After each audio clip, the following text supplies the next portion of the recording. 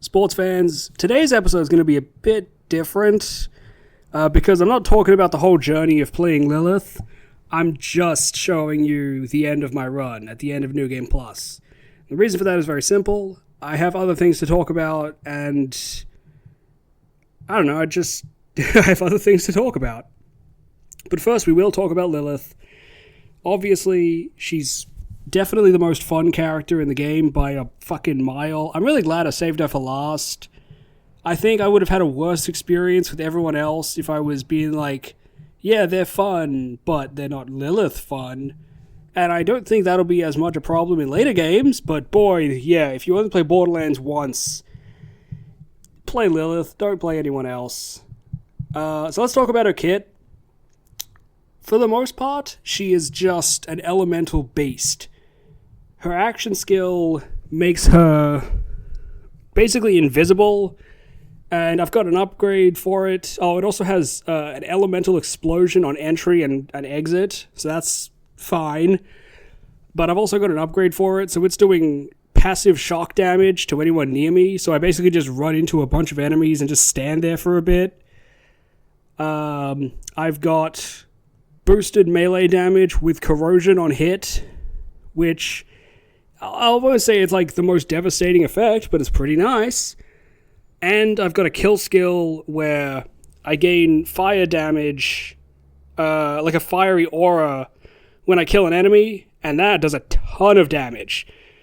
It has one awkward byproduct, which is that because I'm on fire, it also sets off explosive barrels, so I can't even count how many times I accidentally killed myself doing that. But, yeah, Lilith is just stupid fun. I will say she's kind of all over the place, I guess. She's not really funnel pointed. She's not like a fine point where one is going to lead into the other, into the other, into the other. There's no real cohesion. It's just absolute chaos at the best of times. She's definitely a ton of fun. She has one weird thing. Actually, two weird things. I'll talk about one that I didn't use in a second. You would think that she's got such an elemental focus, she would have a method of boosting elemental damage across the board. No, she has a skill to boost elemental effect chance, which is proc chance, like how likely I am to inflict burning or shock or whatever as a damage over time effect. And that's cool, but nothing to actually boost the damage of elemental effectiveness outside of like one character mod that I didn't end up even getting in New Game Plus. So I don't know, it's just kind of weird. The other thing that I didn't use at all is like a whole skill tree called Daze. Daze is like a stun effect, but it only works on enemies equal or lower level, and I didn't really see the point in that. Like, what reason do I have to stun an enemy of equal or lower level when I can just kill them? Whereas, if it worked on higher level enemies, that would make them easier to kill, so I could see a real utility in it. Whatever, it's, like I said, I didn't use that. I don't really see the point. But, yeah, I had a great time with Lilith. I do want to add one thing. So the title, Firebirds Energy Weapons, that's a reference to Clutch and their song Firebirds, where that's part of the chorus. And I am really fucking uncomfortable right now. I've got my fucking weighted blanket over me. I'm using it for like sound dampening. I hope my audio sounds good. It is hot as shit under here. Anyway, yeah, back to the energy weapons. So I was saving Iridian weapons for Lilith because they're kind of shit, and I was hoping maybe they could be fun with her, and they are, but you're not going to see me using them that much, if at all, because they're really rare, and they're gimmick weapons that are kind of annoying, but more importantly, they're really rare. So I didn't end up getting any that are very good, by the time I was at the last hour of the game, which I recorded.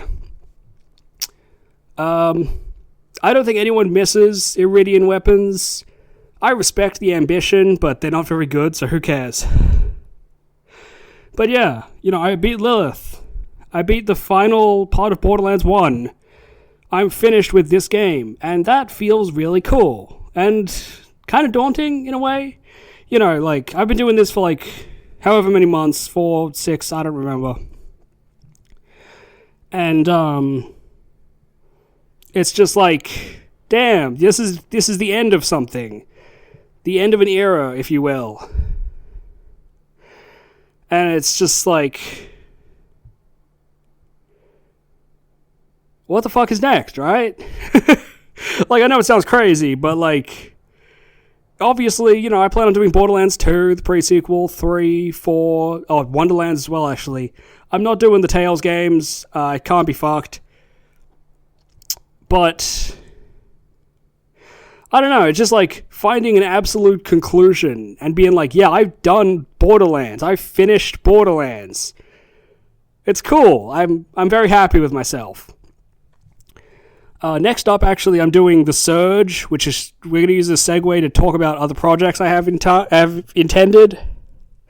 I've talked about the Monster Hunter project. That's, you know, I'm working on it on and off. It's a big fucking behemoth, if you will.